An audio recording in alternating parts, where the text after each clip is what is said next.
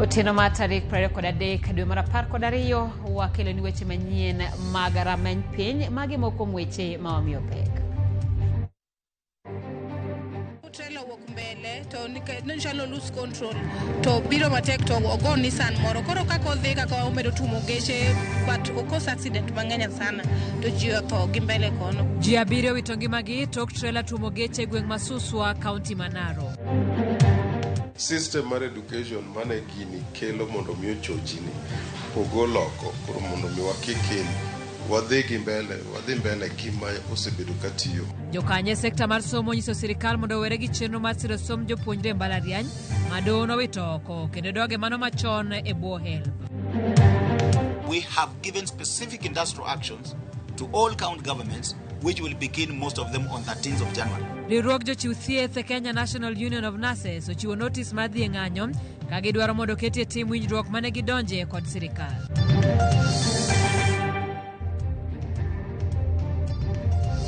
Nyakoromogi bende nyalo tiyo gi thuolo ni mar oro ote mag kinde mag sikuku ne johera magi osiepe kitiyo kod namba mar ote machuo kari 36000 bende yudo wakanye mbui mag Facebook Ramogi TV antie kachiel e mbui mar YouTube Ramogi TV bende yudo e mbui mar X kachiel kod Instagram kod TikTok nyinga Simfrozo Kinda jaloko marwa en Belinda Adhiambo.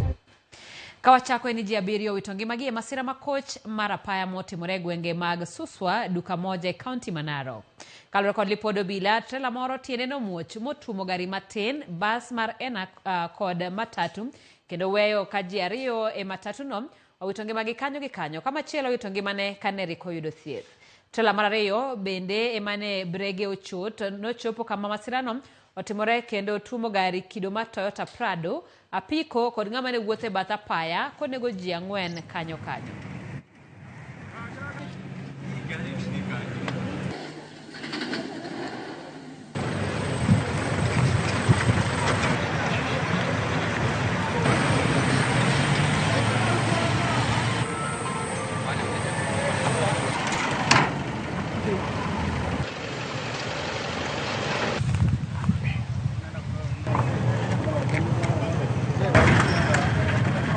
No walk Nairobi kwa dhi Sori to ne wantiere gi bas mar ena to harakati mar walk to gari moro trailer walk mbele to nishalo lose control to biro matek to ogo Nissan moro koro kako odhi kako omedo tumo geche but okos accident mang'eny sana to ji otho gi mbele kono but wanto wago ne Nyasaye erokamano ok waneno ng'ama otho e gach wahinyore mana matin. Kuna trailer mbili zilikuwa zinakimbishana kutoka hapa juu kama walikuwa wanashindana kwa hizi line mbili. So wakiwa wanashindana ni kama silikatika break.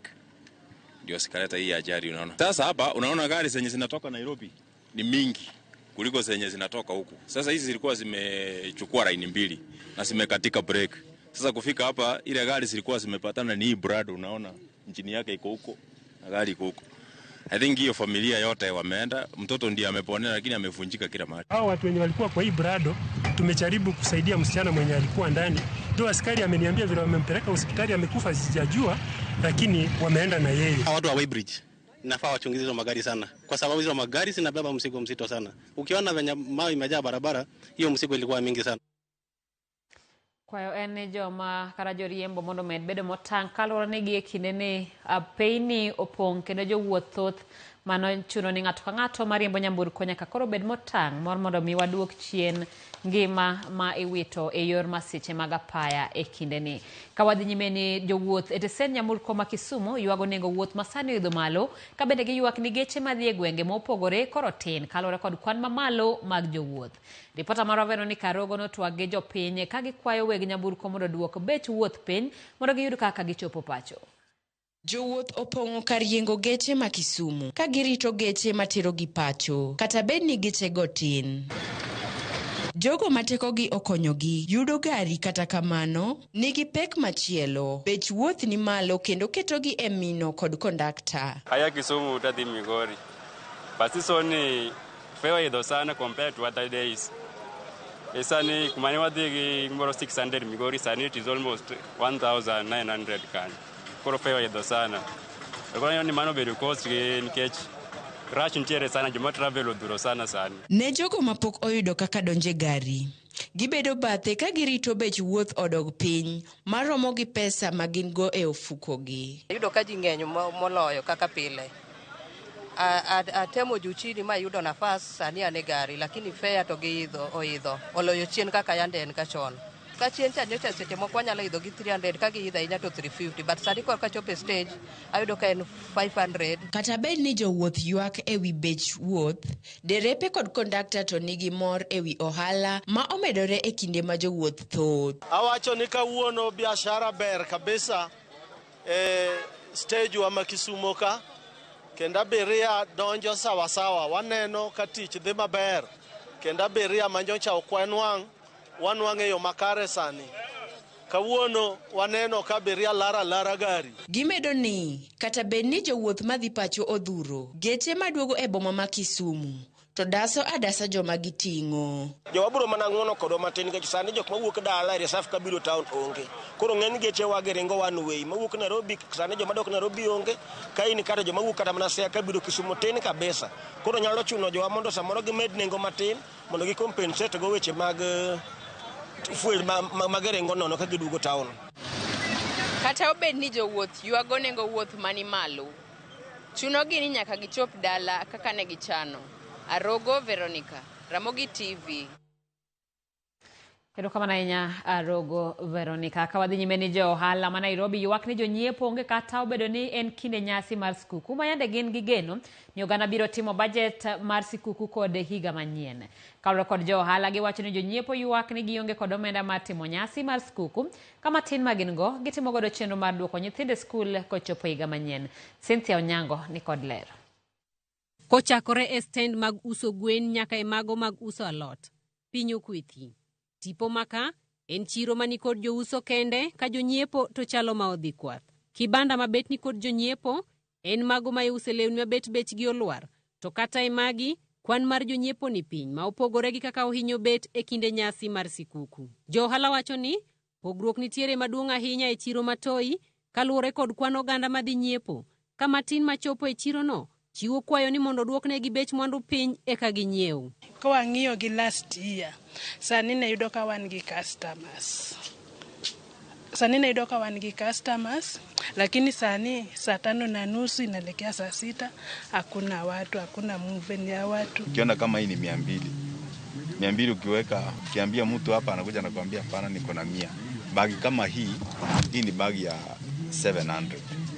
Lakini ukiambia mtu 700 anakuambia ako na shilingi 300. Kaluwore kod David Wambati owacho ni oneno kido moro mar jonyiepo manyiso koso bedo kod chuny mar nyiewo mwandu. Kata obedo ni moko kuom mwandu gi gin mago mayande oganda ohero nyiewo e kinde ni mar nyasi. Bagi ni 500 anakuambia ako na 200. Ukimuuliza nini anakuambia ana pesa. Na previously kama bags sasa msimu kama hii ilikuwa inatembea sana. Ukiangalia kitu kama manguo kama hizo trousers zingekuwa zinatembea. Lakini sasa ukiangalia watu hata watu hakuna kwa isoko. Wenye wanafanya biashara wanajaribu kuweka price yenye mtu anaweza make, but so unapata biashara iendi kwa sababu hakuna wenye anakuja kusinunua.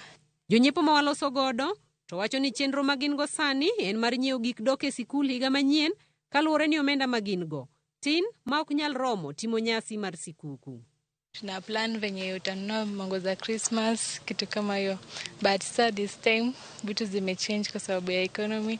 Like unapata zile mango zilikuwa unapata this time sasa utapata kwa sababu tunaanza hizo mambo za shule, hizo ndio budget sasa tunapiga. Unajipata unafaa kufinyalia pesa ndio sasa like kuongoje pia next year pia na karibia 2 weeks to come. Wanafunzi wanafaa kurudi shule. Ruto achilie do tukue hata at least sisi pia tupate kitu kidogo. Next year watu wanaenda shule. Nyasi mar sikuku mahiga ni chalo nyasi ma oyudo jo Kenya ka onge gimoro e ofukegi. Kata kamano gin gigeno ni higa manyien biro bedo maber. Cynthia Onyango, Ramogi TV, Toi Market, Nairobi. Jokendera tich oganda koro dwaro mondo sirikal odogi chenro machon mar siro somb jopuonjre e mbalariany e bwo HELB. Mabiro mana ndalo machuok tok dogo lung'eto ni chenro manyien masani tiyo godo e siro somb jopuonjre e mbalariany odhi ataro mar chik kendo kelo akweda e kind jopuonjre. Ramogi TV notwak kod achiel kuom jokanyo mag Elimu Bora Working Group Boaz Waruku malero ni oro apile doho ok bi nyago lemo moro amora. Ng'eto mar doho chieng' tich abich mokalo manowito oko chenro manyien mar siro somb jopuonjre mbalariany e wi ni nodhi ataro mar chik koro medo mana kiko jopuonjre kod jokanyo e sekta mar somo.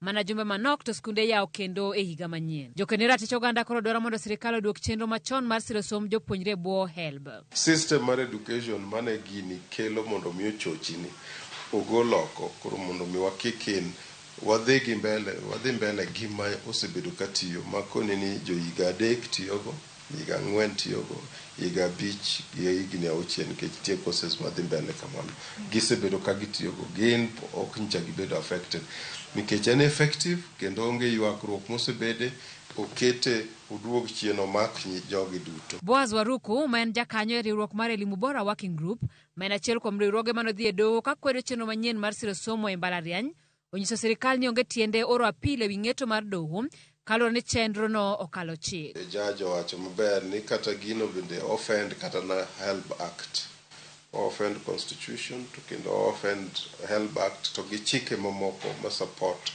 jopuonjre mondo mi odhi skul.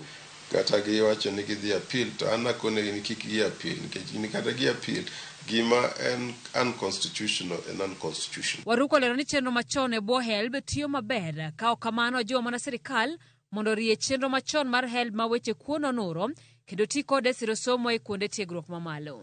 An ang'e ni kuonde mane osebedo ka ok wijre maber en framework mar accountability. Kaka pesa igole treasury mondo mi oter ne universities mondo mi o improve infrastructure, mondo mi oket ni kit somo man kuro chalo nade, mondo mi jopuonj kata lecturers ma tiago jo matindo gi chalo nade. Migawo mar somo nosingo mar oro apil e doho mondo gikwedi ng'eto manogol kod jang'ad bura Justice Chacha Mwita. Riwruok mar NASES kod nyamrero ma pacho ka obogo bago ng'anyo kochakore tarik 13 dwe mar achiel higa mabiro kapo ni sirikal orem chopo dwaro mag-gi moriwo ndiko e tich e yo mongirore NASES 2,700 mosebedo katiyo e yor orak chakre higa mar 2020. Riwruogno bende ywak ni sirikal mamalo kaachiel kod 10 counties oserem keto e tim winjruok mane gichweko gi mar higa mar 2017 kama ne giwinjore ni NASES onego med kwan omenda balang' michulo negi. Joyce Oduor ni kod ler mathoth. Midhiero koro medo luoro sekta mar thieth e pacho ka riwruok mar NASES kod nyamrerwa Kenya National Union of Nurses and Midwives obwogo bago ng'anyo dwe mar achiel higa manyien ka giywak ni sirikal osejwang'o NASES kuom kinde malach. Riwruogno kokalo kuom jagoro margi Seth Panyako ywak ni NASES mane ondike tich mondo okonye tego chenro mar chiwo thieth e nengo moyweyo UHC pod tiyo e yor orak kata obedo ni mano en ataro mar chik. We have given specific industrial actions to all county governments which will begin most of them on 13th of January. And one of the main issue is to have the universal health coverage nurses converted into permanent and pensionable. Approximately 2,700 nurses were employed during this program on contractual terms.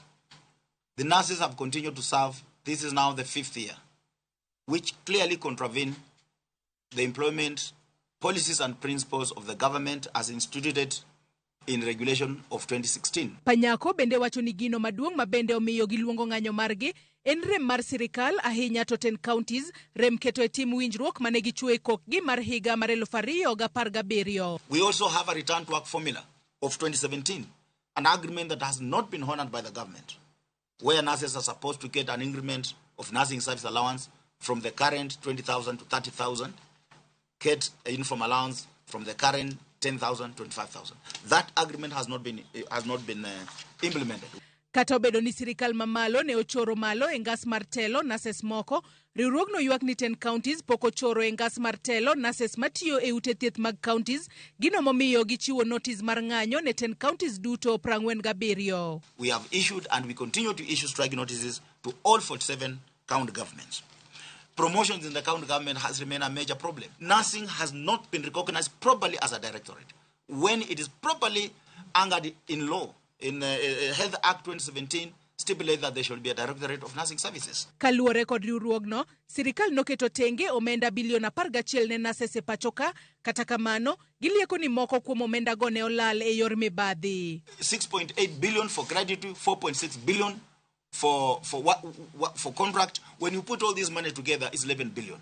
We are also aware that there was other money that was budgeted for this group of health workers, including nurses, that has grown legs in Afya House.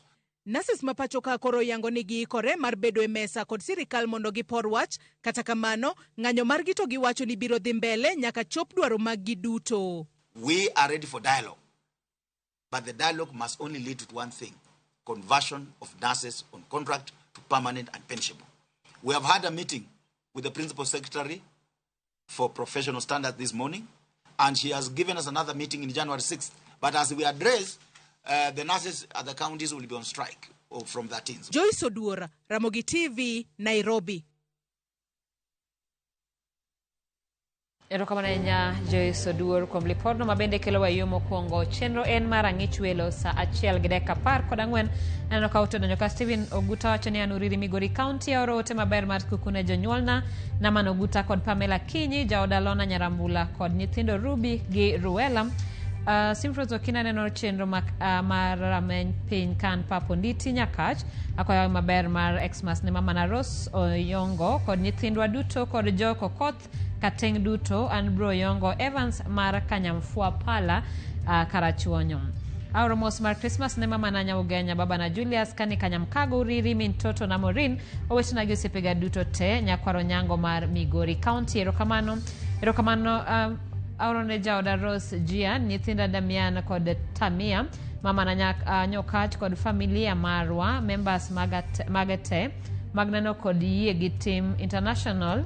Ote eni enjoy, share and be careful during this festive. Akwayo ne Kabar family sikre yugi skwe makende mano David Ongo erokamano nyakora mogi moko abiro somo kaponi ayudo thuolo wakaw yweyo machuok kik idhi mabor.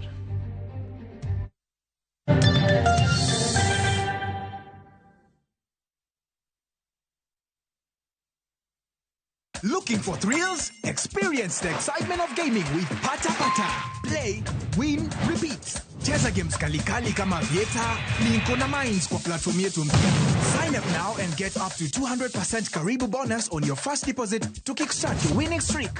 Feel the adrenaline as you play and win on Kenya's most exciting platform. Ni rahisi.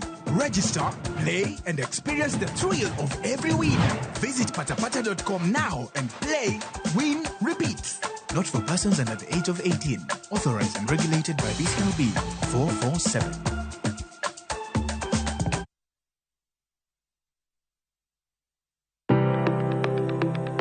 En gima konyo e ngima mapile, to ken gima ng'ato dwaro e ngimane. Bedo gi ngima maber miyo ng'ato dak e ngima maber. Kapok achopo kama dhi osiptal mamiya yath, ang'o manyalo timo. Riwri gi Ruth Otieno e penj laktar ka wakelo ni paro mag jolony, paro mag reso ngima ji kod sigendni majiwo ji. Sickle cell en tuo mawuok kuom jonyuol.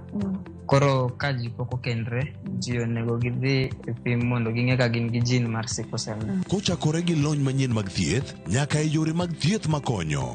Wan gi gik moko duto madwarore. Ka injo kaki wuotho to kawira maki wi bari seche te idhi adhi osiptal wacho ni anadwa mondo kawuono pima remo. Penj laktar wuok tich nyaka tich abich saa 12 odhiambo mana e Ramogi TV.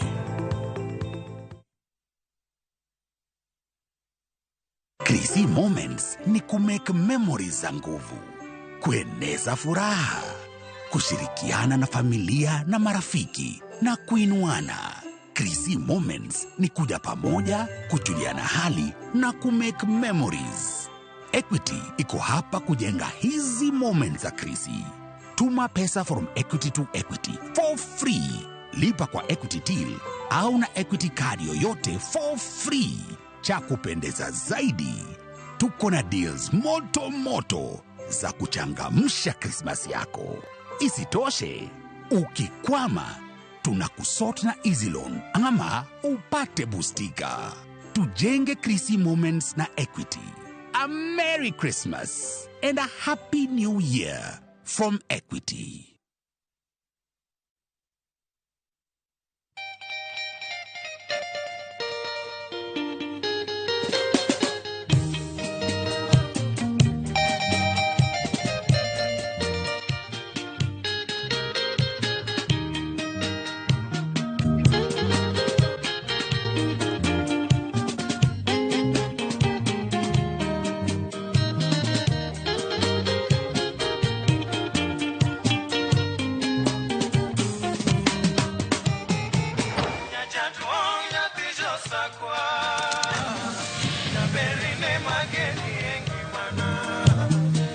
Radio Ramogi, Cartoon Jaluo. Radio Ramogi.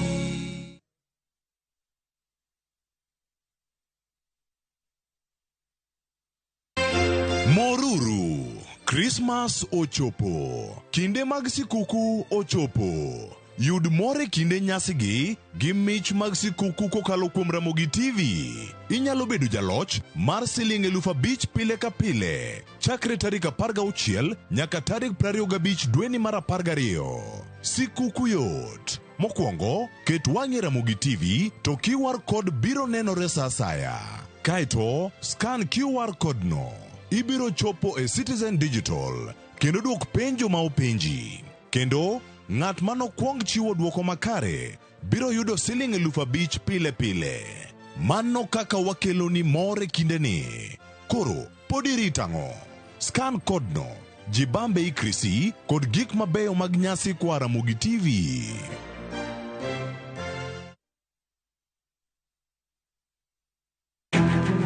Wakelo ni chenro mar ohala kod lony gi dongruok mopogore opogore. Ohand kinyosi nigi pesa kitimo gima dwarore. Weche makende moa kuom jogo makelo lokruok e ngima dhano. Ohala ber nikech ohala puonji managerial skills. Lek ma in go iriembe mineni gigo chopo. Chakre gi jogo mane ochako ohala manyien. Kalure gi kaka nachako gi kuma achope, ohala ni en ohala maber.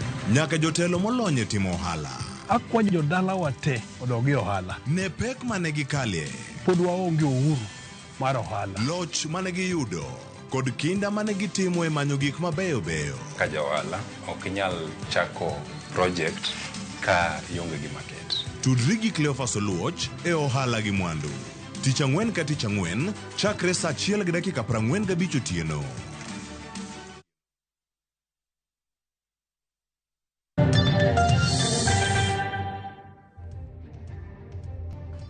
Machiegni kendo ka wadhi nyime ni migawo mar arita koro dwaro mondo mi jalup jatend piny machon Rigathi Gachagua ochopie apise migawo mar arita ma pacho ka mondo chwal neno ma en go ewi weche manowacho ni piny owacho geto aluora mar God Kenya gi kuong man kod kwiri kaka yo mar duoko piny kwan margi. Jagoro mongirore migawo mar arita Laktar Raymond Omolo e oboke mare oseyo Gachagua kuom fuong'o wechego kowacho ni piny owacho ema osebedo e ong'ala manyime e kedo gi kuong' makelo midhiero ne oganda kendo ok owinjore Gachagua fuong' weche ma kamago.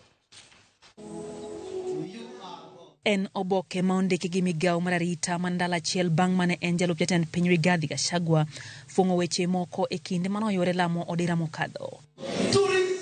E twak mare altar kinde lamono Gachagua ne oliko ni piny owacho ni kod ageta mar chwalo kuong' man kod kwiri e alwora mar God Kenya kaka yor duoko piny kwan jodak makono. Mimi nikiwa naibu wa rais nilipigana na pombe na dawa za kulevya. Kweli ama uongo? Ilipungua haikupungua? Then along the way tukakuwa na shida sana na rais wetu juu ya hiyo. Tangu wanitoe kwa kiti, ile pombe yote mbaya ya kuua watu rais aliagiza iletwe hapa kwa mlima. Ndio imalize vijana wetu. Machifu wameambiwa muachane na hiyo pombe. Wacha hii watu wakunywe wakufe.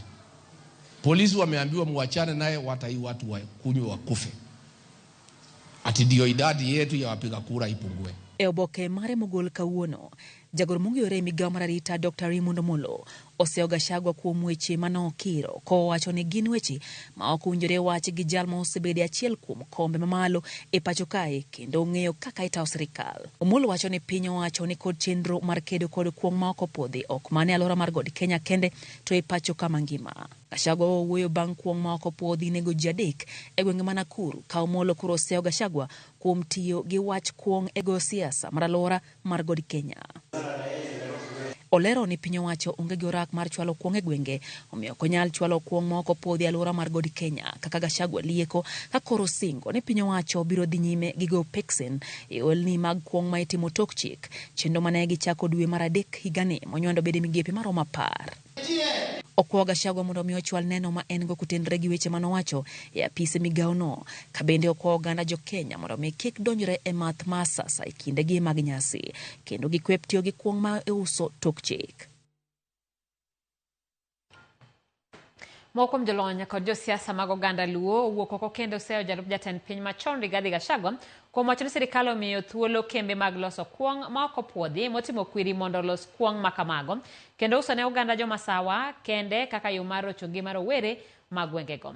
Gavana machon ma Nairobi Laktar Evans Kidero wacho ni magi gin weche mag nyaya kwede mag dhoudi e pacho kae ma Gachagua osebedo ka goyo chakre chon.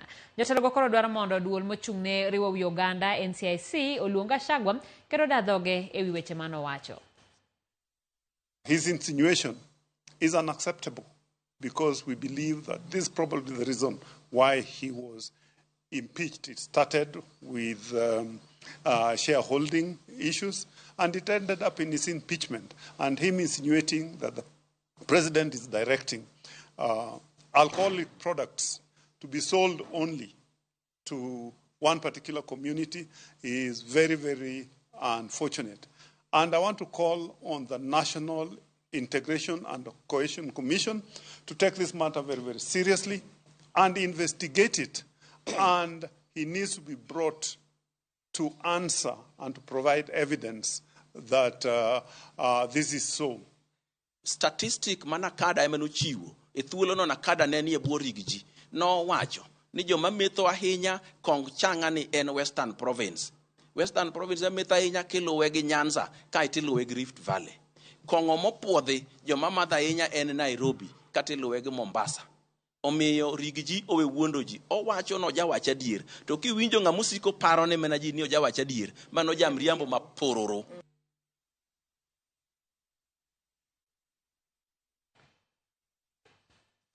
Weche mamoko en jatend duond bura mar na Kenya Martha Karua oseyo kang' mane jatend piny William Ruto kao mar walo jotelo machon kaka jotend migepe.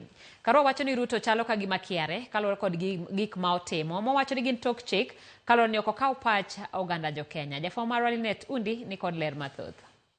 E romo mare gi jofwambo odiechieng' ma kawuono, jatend na Kenya Martha Karua ochayo mokalo jatend piny William Ruto kowacho ni Ruto miyo ji lemo e migepe mag sirikal ma ok oluwo chike matayo weche mag yiero pachoka. What it suggests is that Ruto himself is undergoing through great confusion.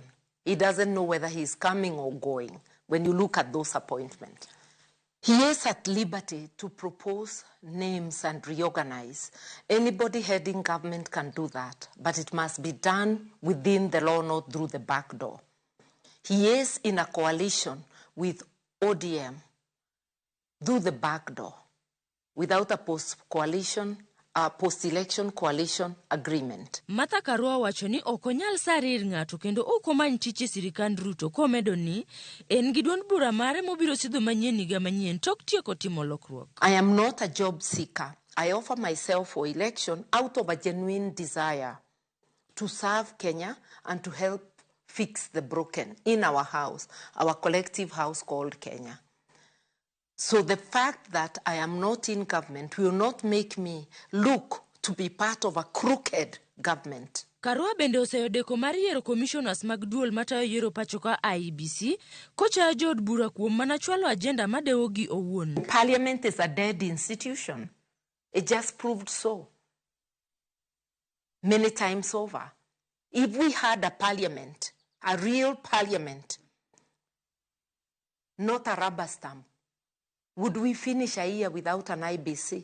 Bende oseyo kang' ma jatend piny okawo mar timo chanjo mar chiaye kowacho ni mago en mana rieko mage e kinde ma odwaro timo gimoro mopondo ne oganda jo Kenya. Let Ruto vaccinate his cows. He's a farmer. We can test his cows after 2 years, and then he can tell Kenyans the usefulness. I think in his mind, William Ruto sees himself as an emperor.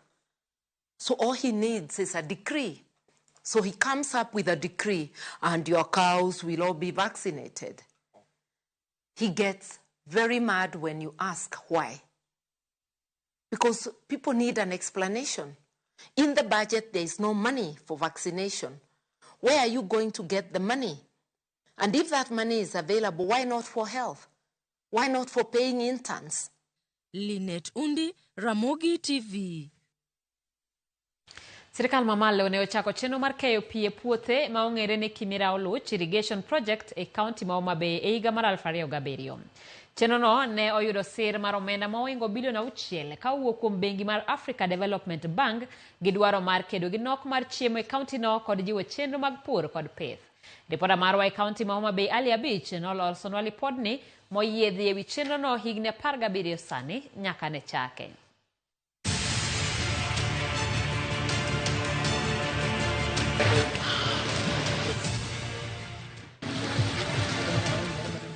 Chenro mar KPA puothe ma ong'ere ni Kimero Smallholder Farm Improvement Project kata KOSFIP ma okoko kar chundu bura ma Karachuonyo kod mano mar Angwe ne sirikal mar piny Kenya ka yudo sir mar omenda kawuok Africa Development Bank ne ochako matego chenro mar pur kod pith e kaunti ma Homa Bay konyo kedo kod nok mar chiemo kaachiel kod chugo thuolo mag tije kind rowere kokalo yore mag pur.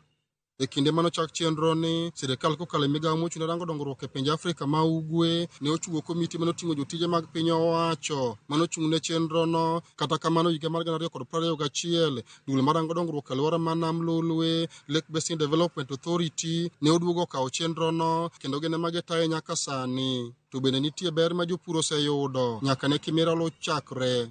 Skim nochakre 2007 mano machak ket godo canals and kogik 2013 to pigni obedo tested konyalo tiyo mapod otiyogo nyaka sani ni. Osekonyo jopur mang'eny.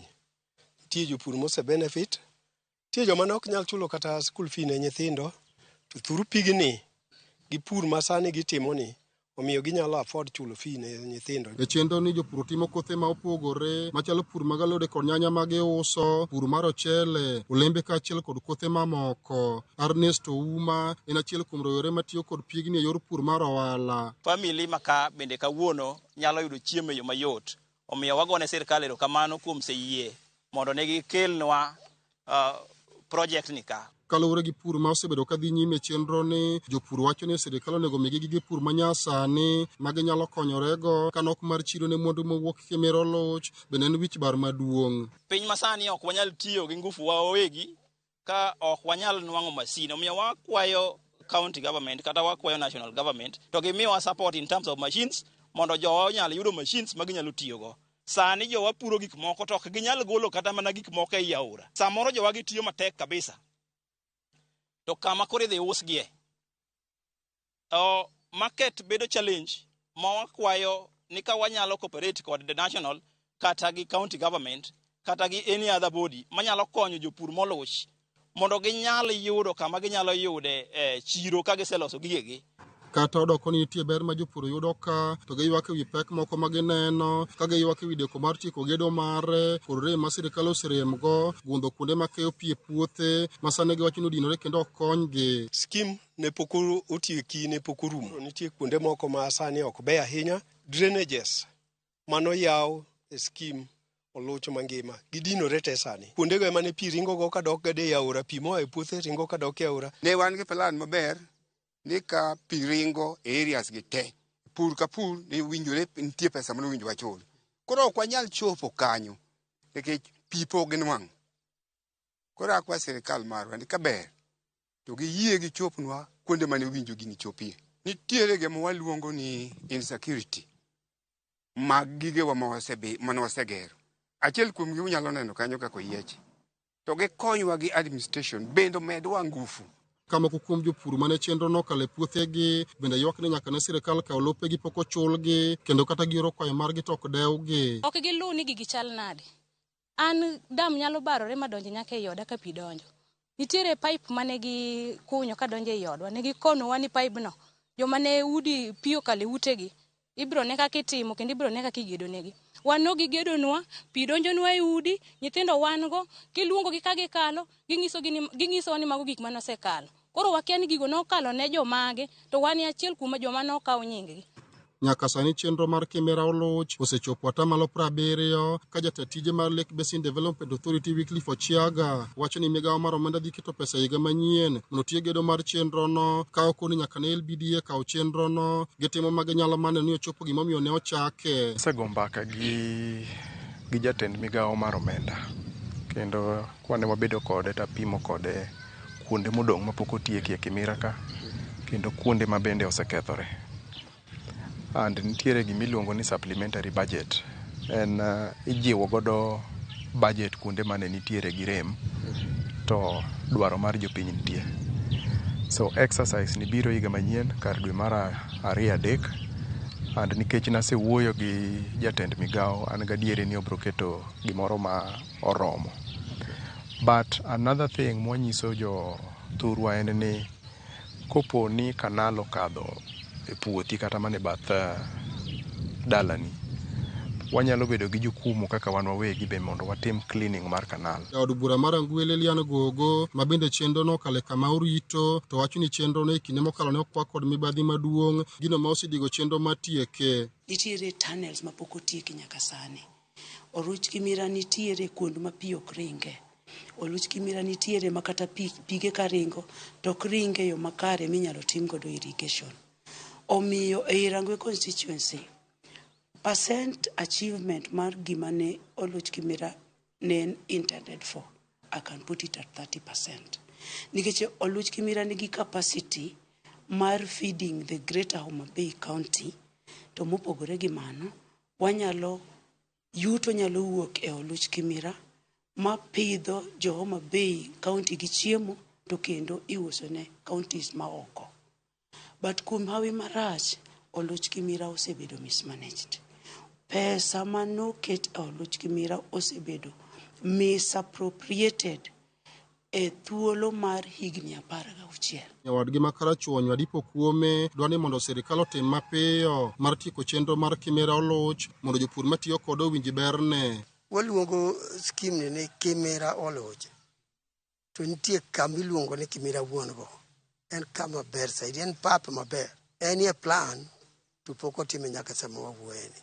Jokanyo ywak. Kata kuonde magisetime magisetere canals. Thothne pok oyudo gimiluongo ni feeder canals. Da gombo ni mondo gigi tieki mapiyo. Mondo mi the scheme obed operational fully. Oingo gine par sane nyaka ne chenro mar Oluch Kimira chak tich, jopur mosebedo katiyo kod chenro ni endi wacho ni kata dokon gisebedo ka giyudo ber kaluwore kod chenro mar pur kod pith magitimo kaendi, to nitie midhiero mathoth mokalo magikale nyaka ne chenro ni endi chakre. Kwayo margi ne sirikal mondo mi gine ni gitieko chenro ni endi mondo mi yore mag pur kod pith magitimo kaendi obed manyalo konyo ngimagi. Ali Abich, Ramogi TV, Homa Bay.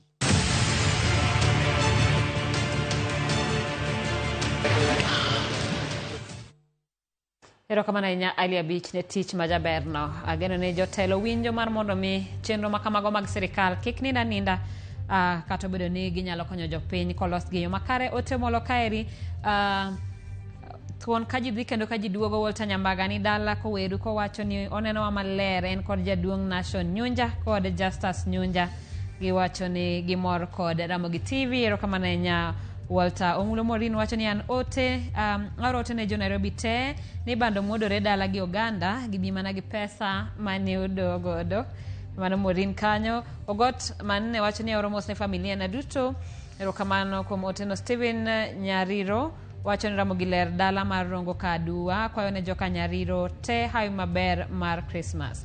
Ayecho Anthony aoro mos ne minwa Nyochola Tobias Ayecho gi familia mare. Aoro ne johera duto hawi maber e ndalo nyasi mar skukune. Mos na min nyithindo Rose Ooro kod nyithinde ka en miro gi dala. In bende kaw mos mogundho mano Samuel Ooro JP. Erokamano ahinya. Mwalimu Boaz Milulu wacho ni hawi maber mar Christmas odhine joka Milulu duto te ka gin Ulanda Awendo Sub County.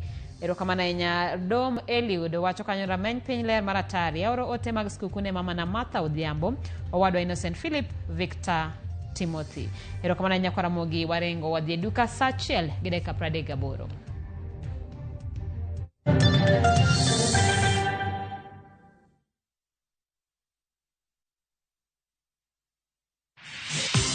This festive season, Citizen Duka and Quickmart wanakuletea the Christmas gift hamper, the perfect gift for your loved ones and your pocket. Double the joy, double double the savings. Sugar 4 kgs, 558 from 578. Chapati flour 4 kgs, 310 from 344. Cooking oil 3 liters, 799 from 1060. All this for just 1667, meaning uta save 315 shillings. Just dial *487*5#. Choose your Christmas hamper and pick it up from any Quickmart supermarket near you. Merry Christmas and a happy New Year from Citizen Duka. Citizen Duka, home of discount. Royal Mabati Factory Limited. Ma en duka mari ne gedo duto mago e witado. Sani wan kod yor chudo ma itimo mos. Chul deposit mar atamalo 40 mondo wakoni mwandu ma inyiewo kodwa odiechieng'no nyaka kama intie. Ofani nitie mane kindeni mar nyasi mar sikuku. Parni wakoni mwandu ma inyiewo kodwa nyaka kama intiere nono maonge chudo mora mora. Ne mathoth, yuana tole namba 0722638383. Go oda mar nyiepo kodwa kawuono kokalo mbui marwa mar www.royalmabati.com. Weche kod chike manitie nyaka luw.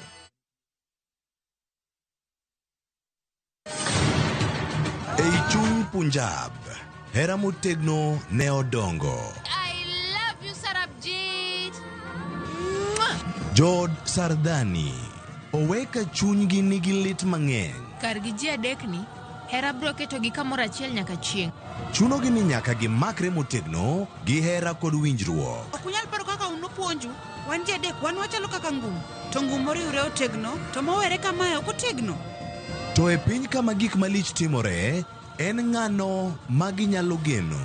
En ang'o momiyo nyakono okawo pache kamano? Kara nyakono en ng'a? Riwre kodwa e wuoth manyien mopong' gi hera kod chir.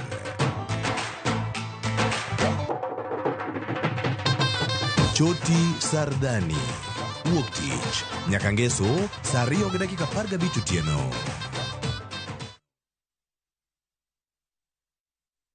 Familia yote come through Chris kwani? Chaos. Hichi imeisha tena. Si unaona watu wanakula sana na hawashibi. Mimi ni Njeri, jirani wa Auntie Beatrice. Lazima kuna wageni huku umepangia. Nguo chafu zinaongezeka tu. Hakuna kupumzika maze. We are hungry. Don't worry, we've got you. Enjoy festive season offers on a whole range of Kappa products.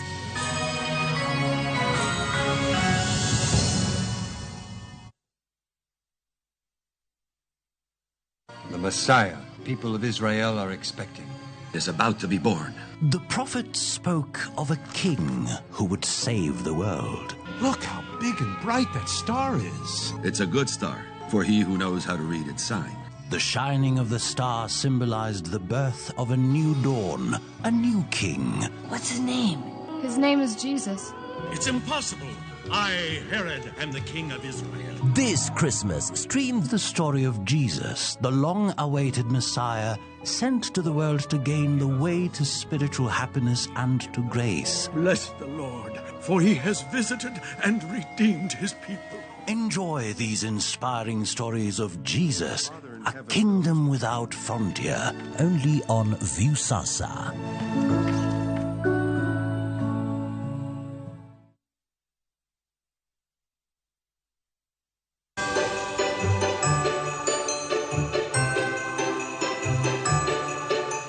I wish you a Merry Christmas. I wish you a Merry Christmas. Oi! DJ Smolele principal de la rumba kaka Tim Tiadero. Ako ni hoy maber mar sikuku. Oi!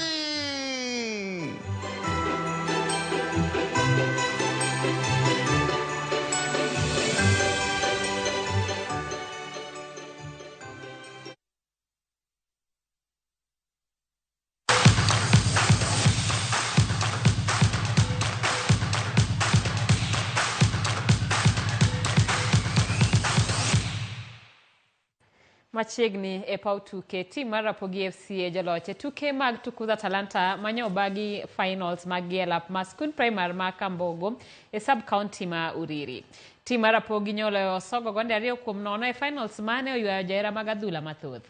Kopogore gi okombe, Rapogi nyodhi dala gi mich, kara nyodhi dala gi mich mar omenda maromo Sh50,000 kaachiel gi lep tugo gi opiche. Tim mar Osogo FC ne ok owuok gi lwetgi nono kane giyudo omenda maromo Sh30,000, lep tugo kaachiel gi opiche.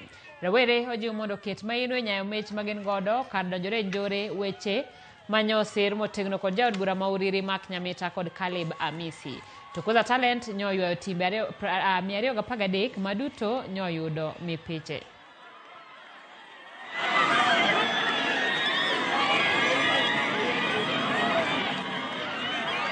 Mpira ni wagoye season mara boro.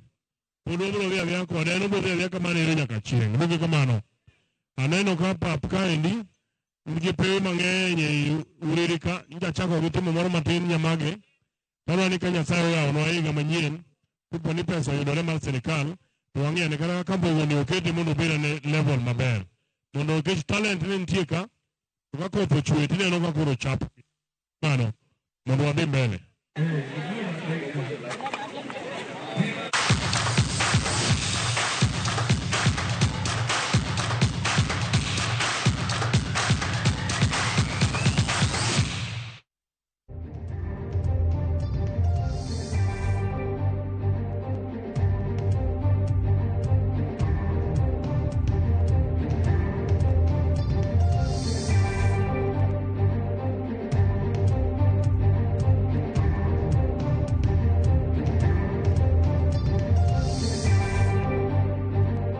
Nekoromo gimano bende thuolo mane wantiere godo maroche manyien mag rameny piny ma kamana otemo gi kene jaduong' Patrick Awange neno Ramogi TV kowuok Yenga kendo koya maber mar sikukuu ne joka Awange duto te. Ote machielo Anunda neno Ramogi TV kowuok Ugenya Yenga. Mane thuolo mabende ne antiere godo nyako Ramogi saa 1:46. In mikao thuolo mari mar bedo kodwa e chenro ni waduoko ni erokamano wanende kende weche manyien e seche mabiro. Nyinga Simfrozo Kinda, jalogo marwa en Belinda Adhiambo.